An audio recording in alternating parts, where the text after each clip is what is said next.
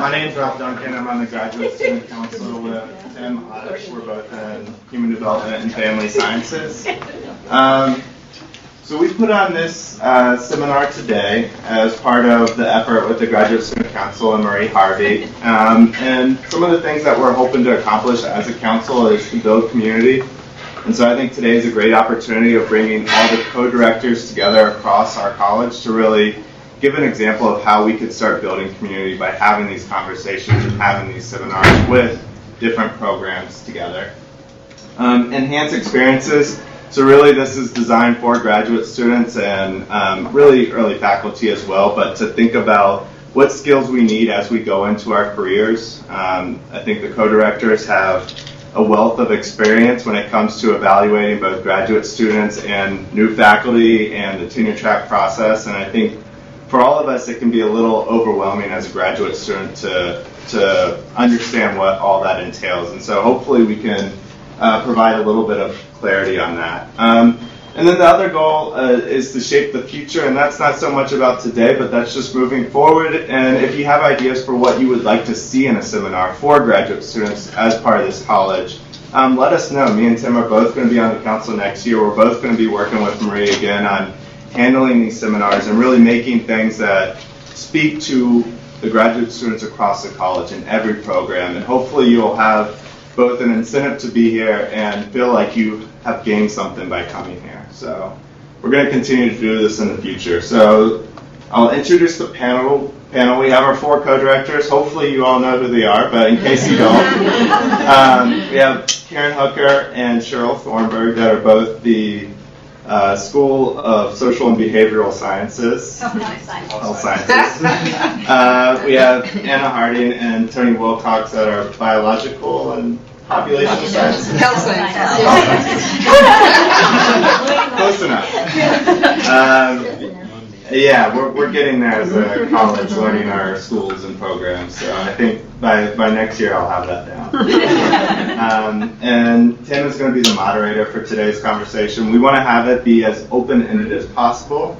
One thing we really want to draw on the co-director's expertise. We have a list of questions, but if you feel the need or the opportunity to jump in and probe a question, ask your own question, we encourage that.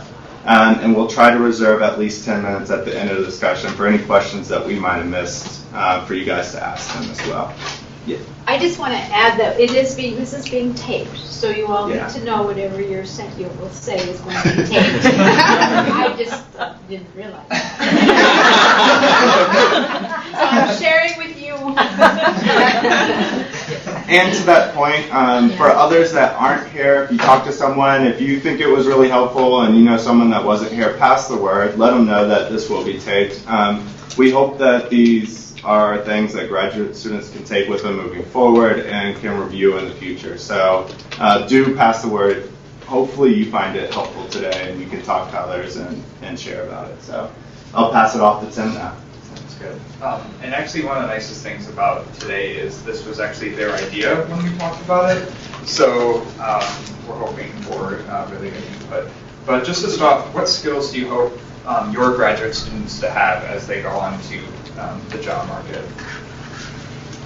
So I think we decided that I was going to take the lead on this one, and we'll just all chime in on different questions. So, but that I'd start off. And so I think obviously there are all the skills that you're learning in your discipline to be researchers and scholars and teachers.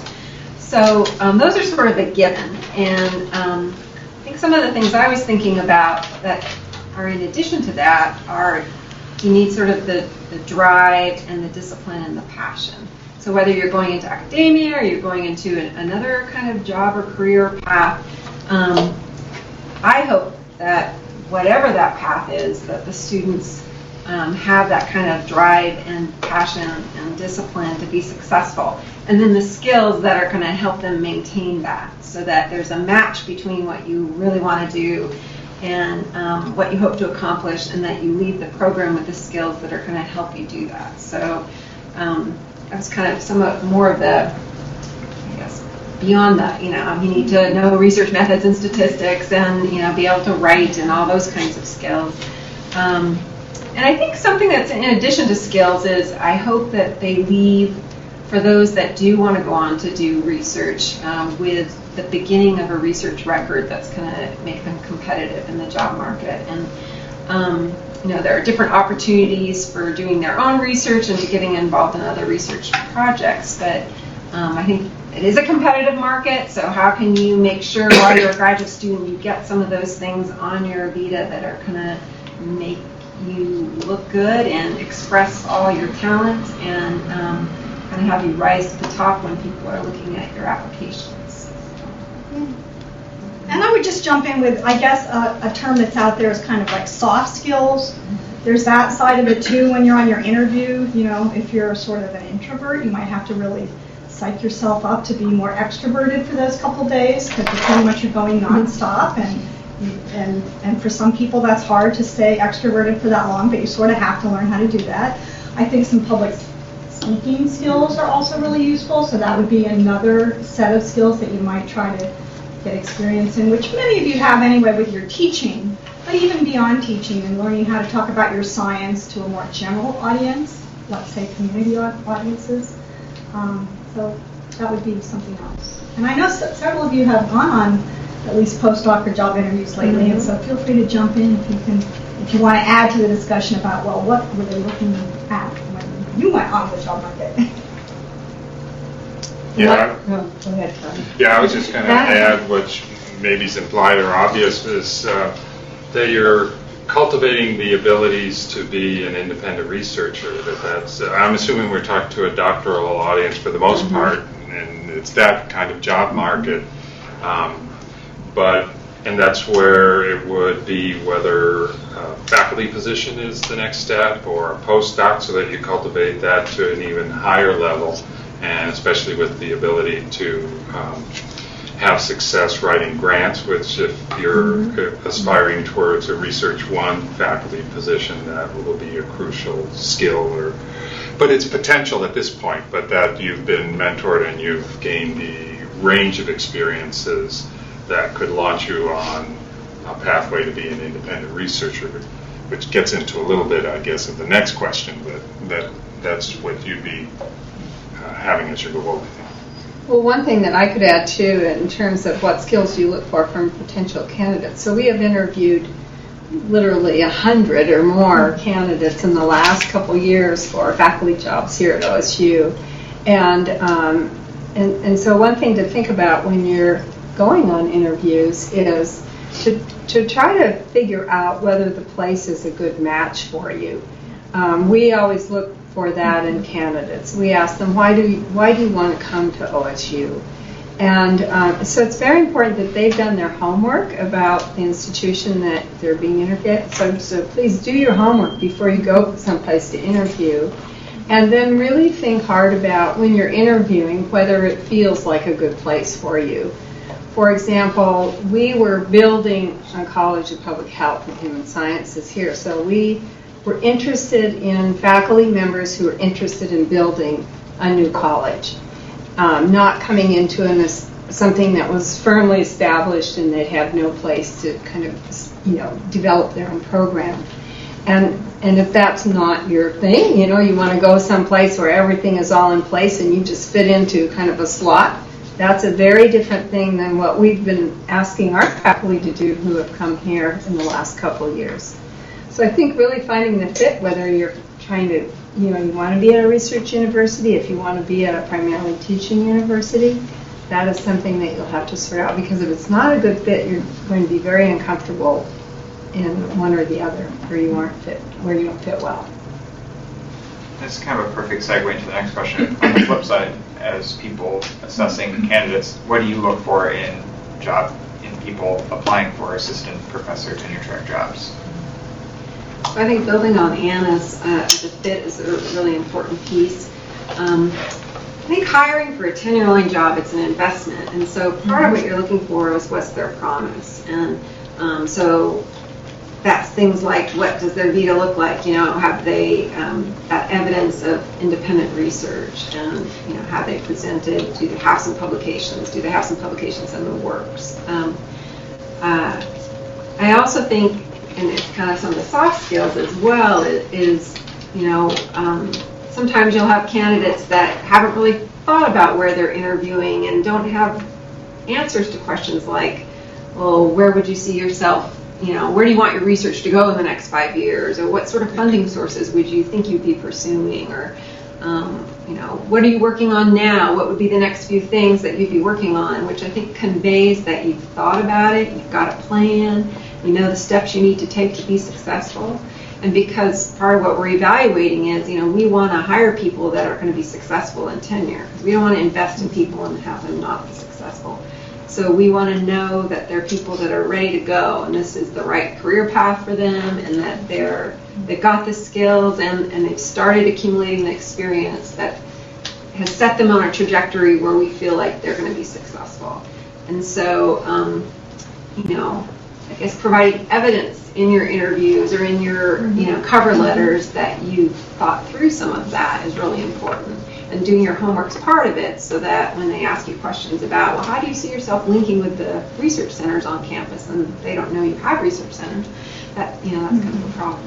Yeah, so be sure you know who you would like to collaborate with at wherever you're interviewing, because that's going to be a really likely question. Not too much research is done in silos anymore. Usually they're research teams, so hopefully you'll have done your homework ahead of time and know who on that campus you'd be interested in connecting with. I find it really positive when people, even before they get there, might call or email and say, they're not in your department or program, but I noticed this person in this other department who's doing some interesting work. Would you please make it possible for me to maybe have a meeting with that person? To me, that really indicates that the person's very planful. They know what they want. They've done their homework, so they know who else is there. And so that they're very serious about us. And they're here, they're really trying to assess it carefully. So being very thoughtful about all of that ahead of time. Yeah, I would add, too, if you have the opportunity, some of you may have GTAs now, or maybe GRAs, but getting some teaching experience as part of your undergraduate, your graduate program would be valuable, too, because that is likely to be an important component of the position you'll be hired into. And oftentimes maybe even asked to give a teaching demonstration. And consider the range of university missions, whether one is a research one down through one that is more undergraduate, maybe or liberal arts and more teaching oriented. And so that would be a skill set to cultivate. And sometimes if you are a GRA, you can work with your mentor to build in an opportunity to have some teaching experience during the course of your time. I've seen that happen sometimes just prior to your prelim exams to kind of get you back into that mode of immersion into a subject matter like that. I would like to just follow up with this. A lot of the skills that we get, I think we have to take ownership of and do on our own. And part of the skills are the opportunities that are there, like GTAs. What other resources have you guys come across for graduate students that you think are particularly helpful for getting these skills that maybe aren't built into our time here, that aren't mandatory or aren't on our own, but that OSU just has to offer? Can you speak to any of those resources that are out there that you have that that you wish students did more of? The graduate school has ongoing workshops all the time. I'm sure a lot of you are on their websites looking, just in terms of how to chase after fellowships, how to, different programs that are available to learn in terms of helping you through your program. And also the Center for Teaching and Learning here on campus offers workshops for professional development workshops for teaching and learning. So those resources are free and can be accessed here on campus.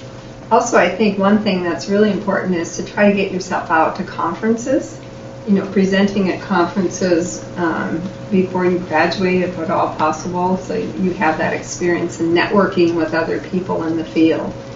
I don't think we mentioned that before, but that's something that is kind of important, so that you're out there meeting people that are already in the field and introducing yourself to them, and that's sometimes how you find out about jobs, and you have sort of a leg up on things. There are other resources on campus too. I can pick up on what I was, Yeah. just to continue that teaching one, that the grad school has The worked, certificate, has worked to develop the teaching certificate program. And so that would be very thoroughgoing, again, depending upon the pathway you see for yourself. But then you sometimes are making the balance of how much coursework to take and whether you do the whole certificate or pick parts of it, which may not be fully accessible if you're not in the program, but that's a rich potential resource. And I'll take the opportunity to mention that the college has arranged for somebody who teaches in that program to teach a course each fall, and this fall will be the first one that is geared towards teaching at the university level for our doctoral program. So you look at that, and it's EXS 699, but it's open to everybody in the college. And last year, I think that Maria's escaped, right? But she offered a one-day grant writing workshop for graduate students, and just things like that. If you can free yourself up to take advantage of things like that, those are good opportunities. Or even the whole course on grant writing if possible. Yeah. In fact, Sue Carosa developed an online grant training module, which the graduate students in public health are required to take because they're required to take a grant writing course. But it's an open access course, and so anyone can take it from any place. And so that's another example. Who's taken it? Is it 5 modules? Anybody? I think it's Andreas? 8. I think it's like 8 modules. Yeah, 8 modules. And it walks you through each of the components of preparation to completion Right. of a grant. And in fact, if you take, they now offer H699, Turner Right. is teaching the class, Right. it's a prerequisite Yeah. for entrance into that class. And it really, I have to tell you, it's a good program, and that's a good class, so I'm plugging it. Yeah. No, that's great. But that because fits in it's exactly just- well with the question. Yeah, and so there you are. You can go on and do this 8-module grant training course and just have, some basic knowledge about how to put together a grant. And I think students at OSU might have a leg up on some students from other universities if you can get a chance to do some e-campus teaching at any point in your career here, to have both the in-class teaching and the e-campus, I think really can help your teaching portfolio if you're going to a university, because a lot of people may really value that, and more I think there are pushes to get people to take some online courses. So that would be another thing to add to your dossier. And if there's some of you who are primarily GRAs and haven't had as much GTA opportunity, of course the time is on you, but I think there's lots of opportunities, like if there's a particular class or area that you feel like you want some experience, is to offer to do a guest lecture in a class. I mean, nobody's going to turn you down for that. And it gives you an opportunity to maybe practice, because like Tony mentioned, there are some job interviews that they'll have you do a research talk as well as a teaching presentation. And so if you're not getting a lot of those experiences through a GTA opportunity, you can certainly get them through, offering to do a guest lecture on a topic related to something you're really interested in and feel very comfortable with as a good starting spot. Now switching gears more towards the end of your time as a graduate student, can you talk about the trade-offs between whether you decide to go for a postdoc versus straight away to a tenure track position? Sure, I'll take the first shot at that. I guess it really depends on your goals. If your ultimate goal is to be at a Research One university, those, as you all know, are very competitive jobs, so you probably are going to be looking at both postdocs and maybe applying to some of those jobs right when you come out. But honestly, they're very competitive. And so many people, I think, are going to want to do a postdoc first. If nothing else, it gives you more time to even publish from the work that you did at your previous institution, as well as getting hooked up at the institution where you're doing a postdoc. And another huge advantage of a postdoc in my mind is that it gives you a whole nother network of people in the field who not only just know you from seeing you at a conference and having dinner, but who are going to be really integral in your career going forward. They're going to care about you, they're going to advocate for you. So not only do you have the place where you got your PhD, but then you have your postdoc people as well. And it's really building very strong networks that can be very helpful to you, especially early on in your career. So I think that's a very strong reason to do a postdoc if you're interested in a Research 1 type academic career. If you're leaning more towards a teaching institution, then it just really depends on what your goals are. Then maybe it wouldn't really be to your advantage to do a postdoc. It would be more an advantage to go straight into a tenured track position at a teaching institution. So it really depends on you.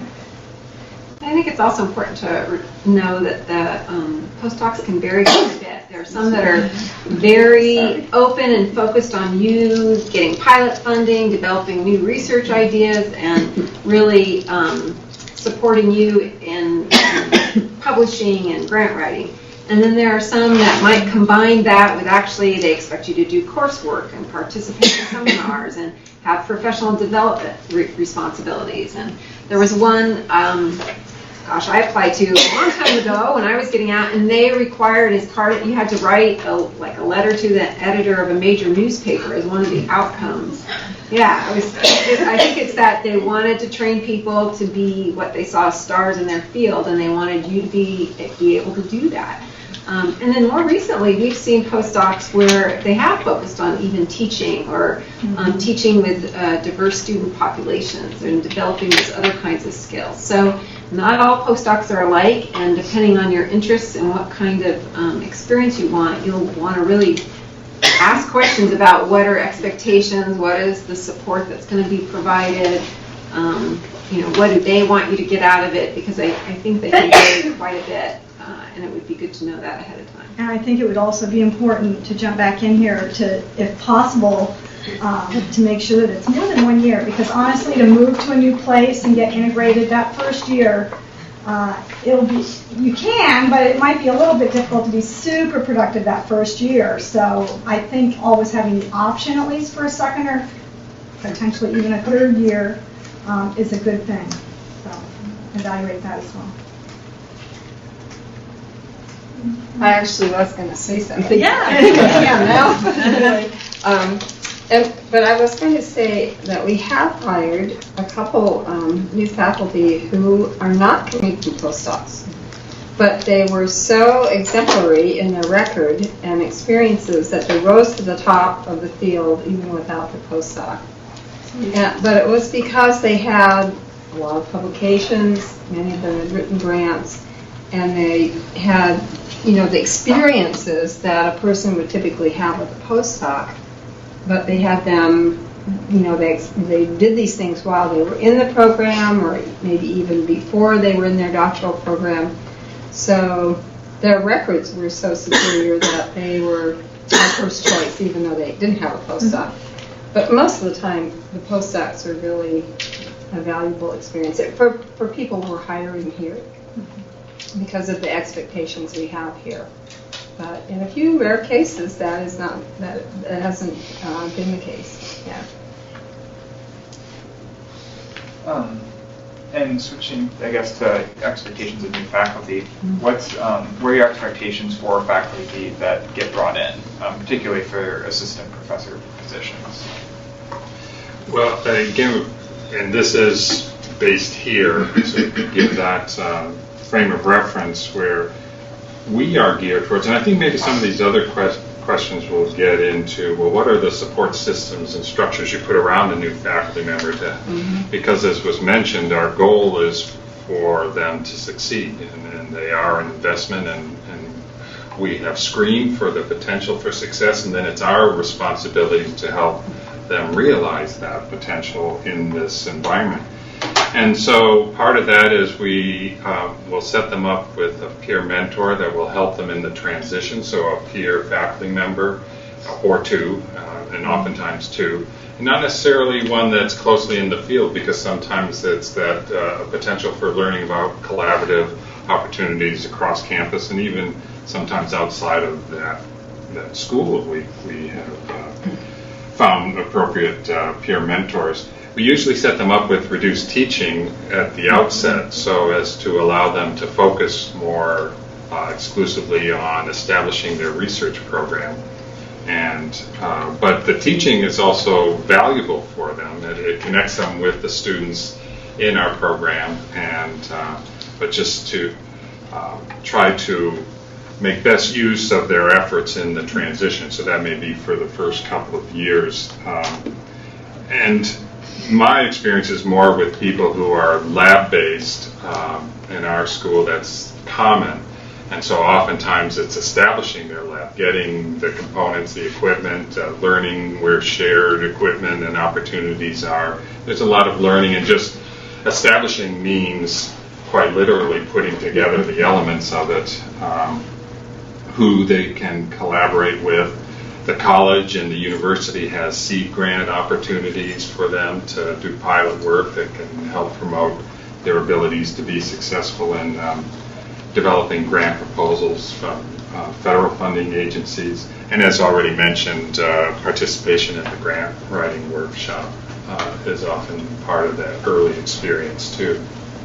And we also often offer GRA support for the first couple years so that they can work with the student closely on their research.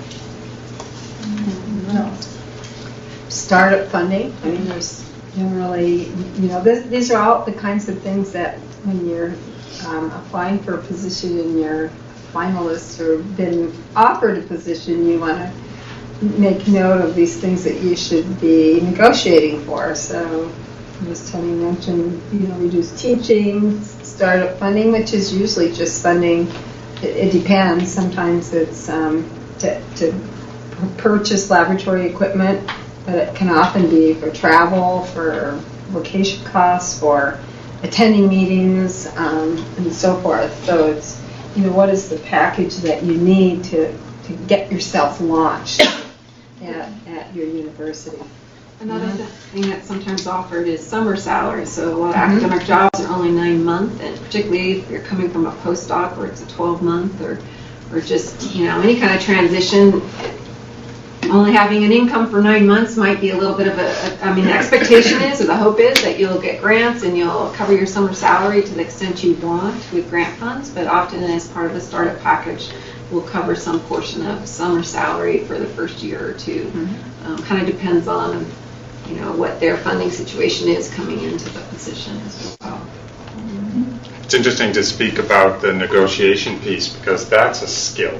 And that's one that is often forgotten about, and people can be pretty naive about the whole process. And I think if you acquire it along the way, it's if your mentor prepares you for that. That's a level of preparing for interviews and then hopefully subsequent job offers. I mean, maybe from the co-director side, we love them to be naive, and we can make our money go further. But it really is about trying to set them up, and that's the framework we have in this: is trying to give them what they need to succeed. And so that people, obviously you're negotiating about your salary, but it is about those other elements, as you pointed out, the startup, those things that you're going to need to be successful. Yeah, I was before you even brought that up, as you all were talking, I was actually going to backtrack because that is an important part where I think all of us here have had experiences where we've seen our peers go through that process. But where do you see the places where, as students, you can make the biggest inroads in terms of negotiating things in your, when you get hired? Is it in salary? Is it in summer funding, or having a GRA, or having a reduced teaching load? Where do you see making inroads where you're not turning off the university that just hired you by having all these demands that might be unrealistic? Yeah.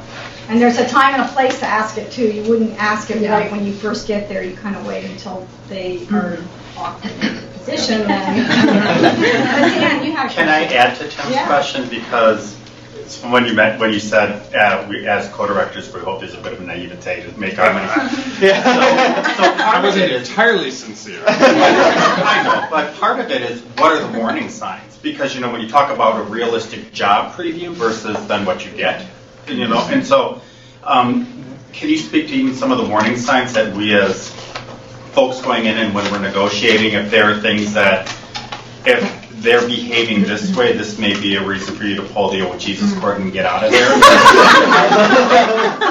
Because the thing is that I think all of us are really kind of hungry for a job at some point. And I know that the naivete is in part just hungry for a life beyond this life. And in terms of finding a good match, is there any recommendations? You can certainly, when you're interviewing, you can certainly ask what the university, what do you typically offer junior faculty? What kinds of packages you offer as an assistant professor? So we always tell our candidates that this is what we typically will offer you. A salary, GRA support for 2 years, reduced teaching, and so forth, summer salary, and a startup package. And if you're a finalist, we'll ask you to be thinking about what you'd need for a startup package, what you'd need to be successful. So I think you can. That's a very just a simple question that won't raise any red flags. What is it that you typically provide for assistant professors so they'll be successful? We talk about our mentoring program. We talk about trying to, link people up with collaborators that could work with them. We try to, because the university is trying to sell the place to you too.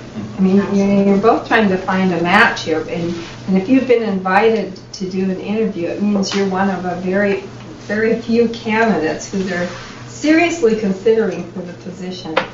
So at that point in time, I'd say, maybe a turnoff would be coming in with some demand for some high salary, that is going to be completely out of the ballpark. Or sometimes it's a little off-putting to have someone come in and say, I need to have a job for my spouse too, or something like that. Because that's challenging. We try to work with those situations, but you're the one being hired, and so or making really unrealistic demands. For example, let's say demanding that we would pay for childcare or something that was just sort of out of the ordinary, Then something that's outside of our control. Yeah. So. They often ask of me what kind of support our college provides for grant writing and for pre-award support, and what university provides. So I think that's legitimate. Again, I think that means people are serious about writing grant applications and being successful. So that's, I think, a good question to always ask. A couple other thoughts. One was service for the service component of faculty jobs, and so there are different service expectations. And I think one thing that we all say is we try to sort of guide and protect junior faculty so that they don't get overloaded in service that prevents them from being successful in other areas. And so I think you'd want to ask questions about expectations for junior faculty and do it in a way not like, you're not going to ask me to do a lot of stuff, are you? But more sort of, getting a sense of what you're expected to be in terms of a team player, and just to better understand those expectations up front, and hear what they have to say. And if they, I think we probably all say, well, we try to protect junior faculty, and we're here to give you guidance. And if you're, being asked to do a lot of things, come ask us, and we'll help you decide what are the things you need to say no to, and what are the things you need to, take that opportunity and sort of. You definitely, here it's really important to be a team player, and I think a lot of our recent hires have been sort of that's what we're looking for, and not everybody who applies, that's what they're looking to be. So I think that's important here. It may not be important at other institutions. And there's an art to saying no, by the way. Right. And the other thing I thought of as others were talking was you can try to do a little homework about salary so you have a general sense of the range. And, there are constraints that different units within institutions have and also a desire to not introduce major inequities in salaries. For some states, some public institutions, you can find salary information. It may not be absolutely current, but it might give you a sense. You can ask your peers, you can ask your mentors, and it's kind of varied based on the institution. So those are things so that you don't walk in with no concept of what the salary range would be. And then I think another important thing to ask is some jobs there's an expectation that you bring in a certain percentage of your salary with grant funds, and if you don't, it's not fully funded. So in our college, whether you bring in a grant or not, faculty have 100% effort job covered.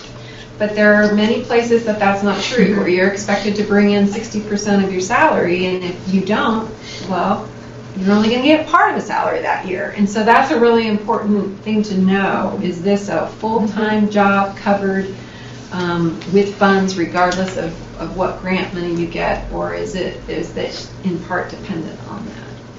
And, if you come out of a great postdoc and have lots of grants, it may be less important to you than if you're not, but it would be really important to know that going in. And do you guys know the term salary compression? Okay, some of you are nodding no, but some are nodding yes. But basically, it's the concept where people who are at the university for a long period of time, they're not on the job market, so their salaries maybe grow a little bit more slowly as their increases come. But when you're hiring, you're having to hire people at market price, right? And so it's important to be sensitive to that because your department chairs or co-directors or whatever are sensitive when they're hiring people. You don't want to hire people who are immediately right on the heels of your associate professor salaries or something. That creates a lot of inequities and hard feelings. So at least show that you're sensitive to the issue of salary compression when you are maybe trying to negotiate a higher salary. You might say something like, "I realize that this exists, but here's something. Maybe there's something else you could get instead, like summer salary or a GRA or whatever it is that you could negotiate for."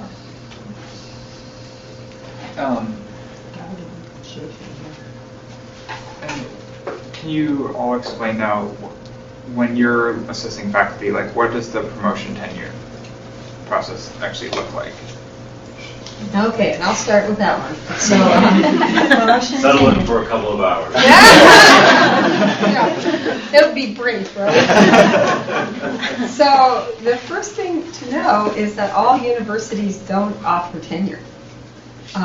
We do offer tenure here at OSU, but for example, we just hired Harold Bay, who's a new biostatistician. He's at Boston University, and I asked him, well, what does your promotion tenure process look like there? He said, we don't have tenure at Boston U.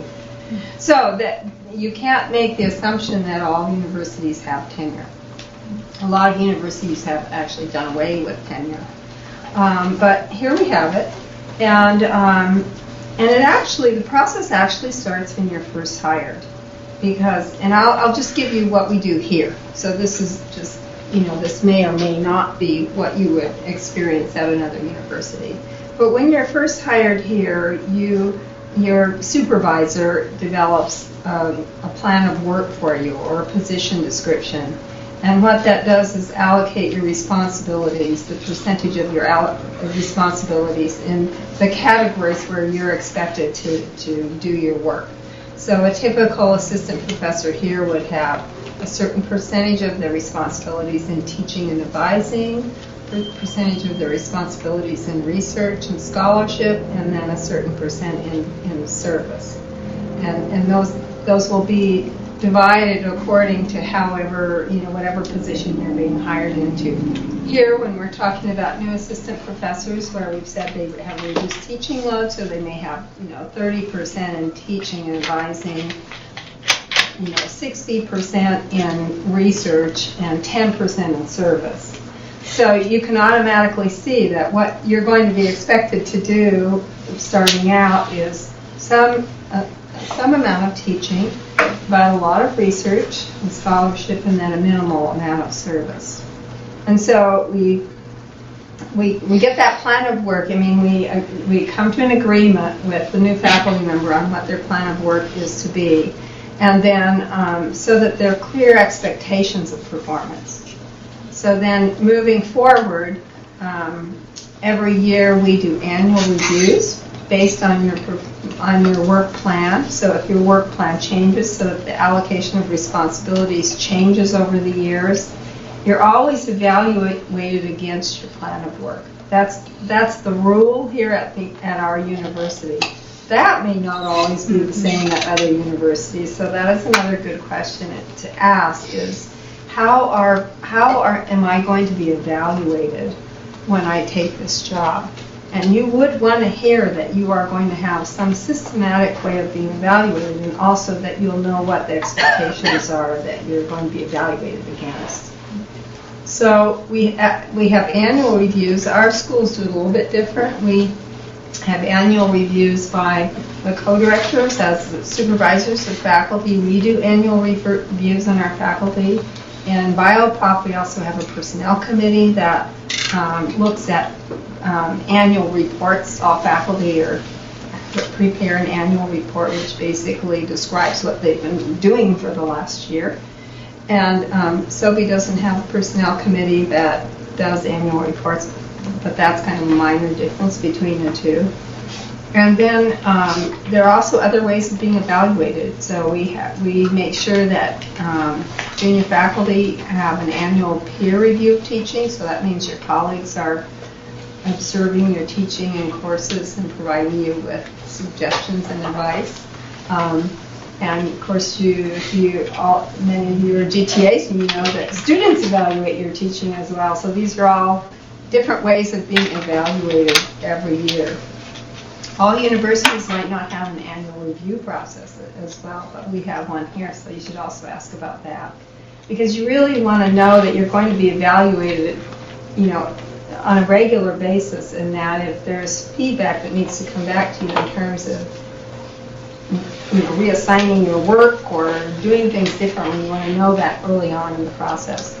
So then we have what's called a midterm review. So 3 years into your tenure track position, we ask our faculty members to prepare a dossier, prepare their CV according to how our promotion and tenure review guidelines are written, and to also develop a personal statement, which is a very interesting exercise for people to do. So it asks that you write about yourself.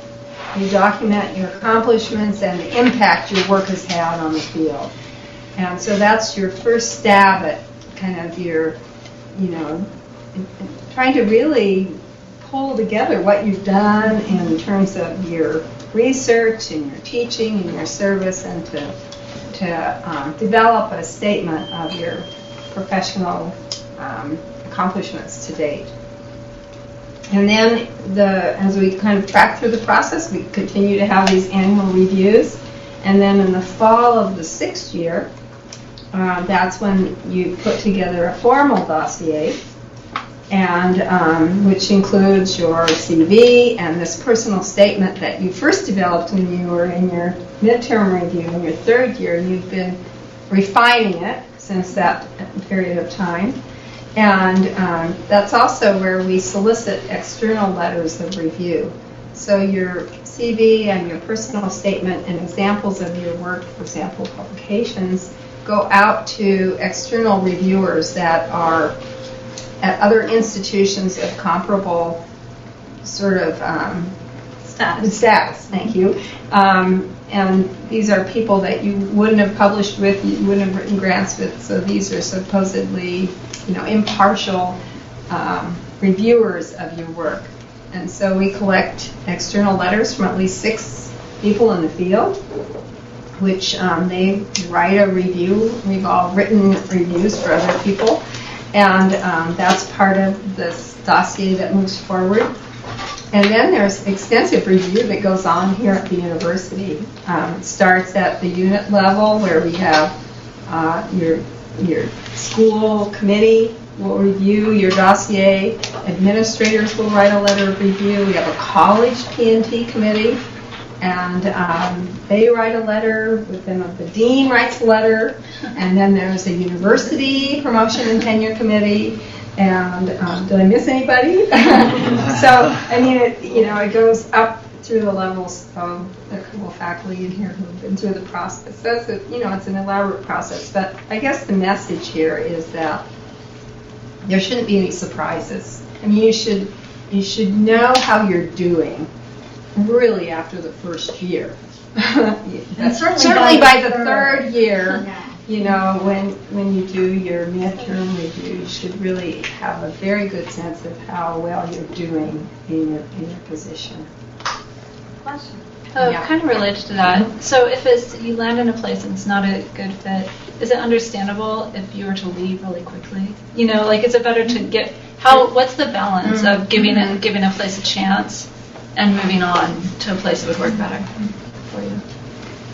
I would say not to stay there long if you don't think it's a good fit. That is not going to be comfortable for you, and you're probably not going to be as productive as you would be someplace else. And so I would probably look for a different job.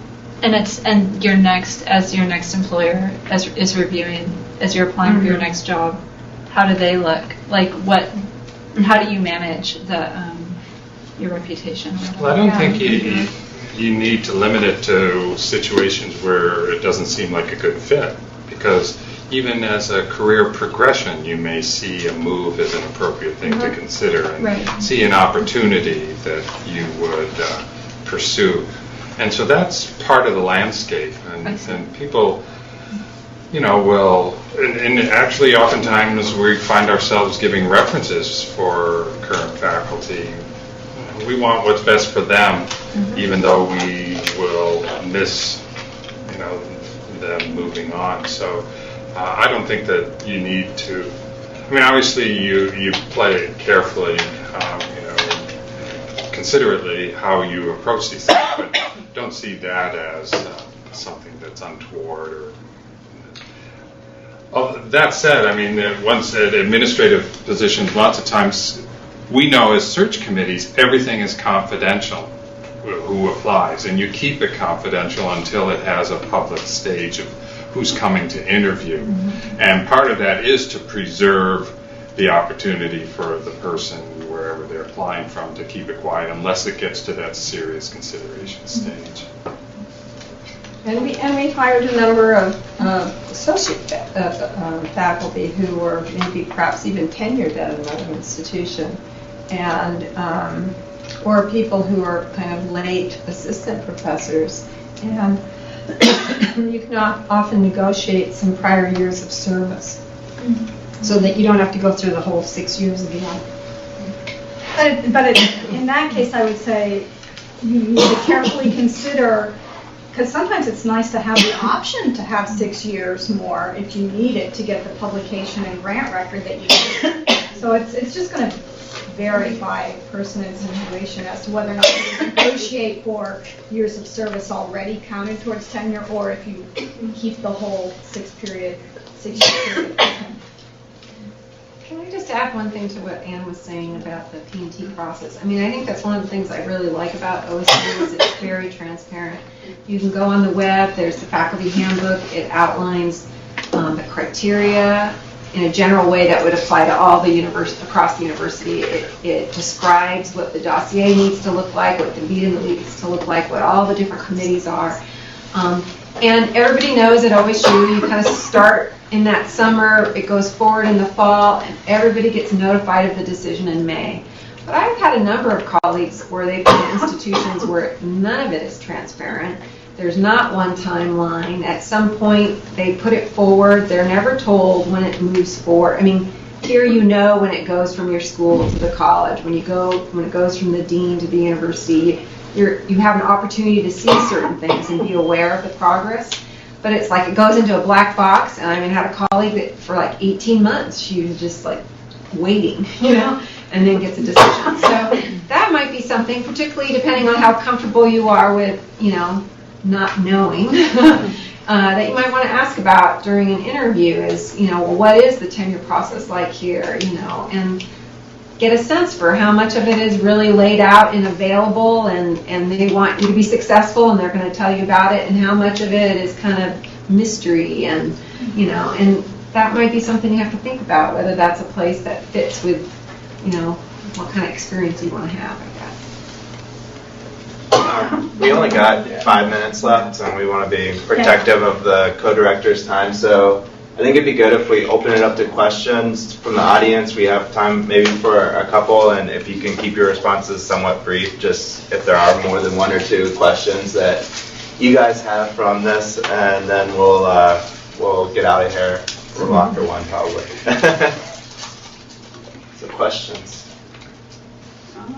So I know this probably depends on how transparent the process of getting tenured is and other things, but how common is it, do you think, either here or just across the board at universities, where people don't get tenured, at least in their first time?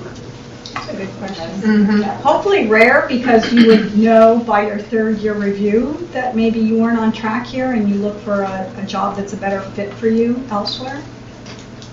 So I would say, I don't know. There are some universities that really don't like to do tenure.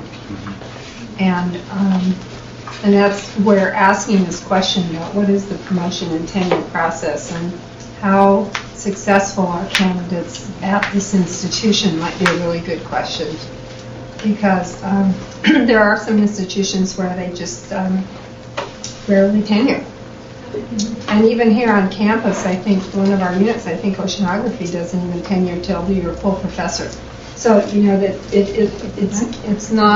it's not uniform even maybe across the university, but all of us have mentioned that in our college we make an investment in faculty and we want everyone to be successful. So we try to intervene with a faculty member if they're not on track and try to get them back on track. But frankly, not all institutions are that supportive. So it's a really important question to ask. And I guess another follow-up to that is I have seen people who didn't get tenure at a university get a job at a subsequent university and get tenure there. So it's not like, okay, I'm ruined now. You don't get tenure. Yeah. Mark. I was thinking of a topic when we were talking about negotiation that I've come across, which happens fairly frequently, and it's this. Let's say you guys are really good, okay? And the question is, how do you handle, when you're negotiating or looking for jobs, how do you handle the possibility of multiple offers? Oh yeah, that's. I'm not talking about planning offers against each other, because that's not a good idea. I wouldn't recommend that. That creates a lot of bad feelings. What I'm talking about is, like, what if you get an offer from your second choice and you're still waiting for your first choice? Yeah. How honest can you be with the institution that just made you the offer? How long can you wait? I don't have personal experience with that, but from the institutional side, I've seen there can be some bad feelings about the institution feeling like their second choice. So maybe you guys. That was a good question. We've all dealt with that, so who wants to be correct? Well, you've dealt with it most recently. Well, okay, so one thing is that we always ask our candidates, we tell them what our timeline is for making a decision. You're interviewing now, and we have a couple more candidates we're planning to interview, and we hope to be done in 3 weeks.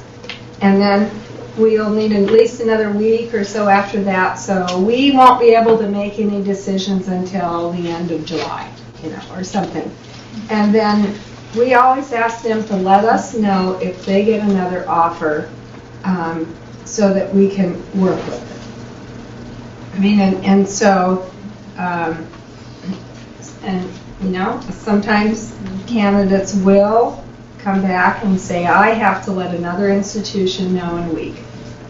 And sometimes we can't make a decision that quickly because we haven't finished our search process and we feel like it's not fair to all the other candidates we're interviewing to make a decision on one candidate before the university really frowns on Yeah, I that. guess we can. If you have a process where you have multiple searches going, like you're going to hire 4 faculty with one search process, sometimes you can hire a really good candidate early on because you have other positions that are still open. But in general, it is kind of a back and forth process, and once in a while we lose candidates because they feel like they can't wait for our deadline or something like that. I know that we've also had the situation where we've made an offer and they have another interview. And, we have other great candidates, and it's kind of awkward because you don't want to be left hanging, waiting for this person to decide and then lose other people. So, I think we just give them deadlines. Yeah, we give them deadlines. And I think trying to convey open communication and, please let us know, you don't want them to rush off and make a decision because they haven't heard from you yet. So if it's somebody you're really interested in, you want to convey, let me know if you've got to make a decision so that we're aware of that as we proceed. Kind of. I think that's really important, that the communication piece, and you don't have to say where you're getting another offer from or where you're interviewing, but just people know you're interviewing. Yeah. And I think just being really honest and open, and so that there's no surprises. That's the important thing. Yeah, we're right at 1 o'clock. So I'm going to make a quick plug for some of these soft skills. The Graduate Student Council now has this M&M program, Mentor Mentees. So if you want to get an experience mentoring undergrads, look into that. That's one opportunity to expand your skills. And then I also just want to give another plug that this is all videotaped. So again, let others know if you thought it was helpful. And thank all of our panelists for being here. It was great as a graduate student to see all you guys together and put some faces with the names that we see on the emails. And Tim for setting up.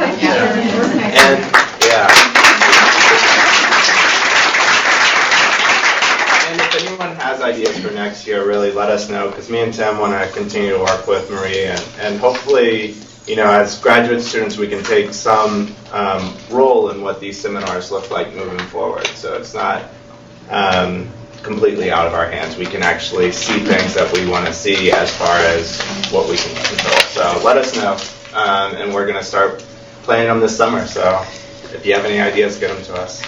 Thank you. I can say from the co-director standpoint, it really is rewarding to see such an actively engaged graduate student council. I know with you two and others that are in the audience, it's a real strong force that we're happy to see take hold so well. Thank you. Yeah, well, enjoy the weekend. My brother will be here.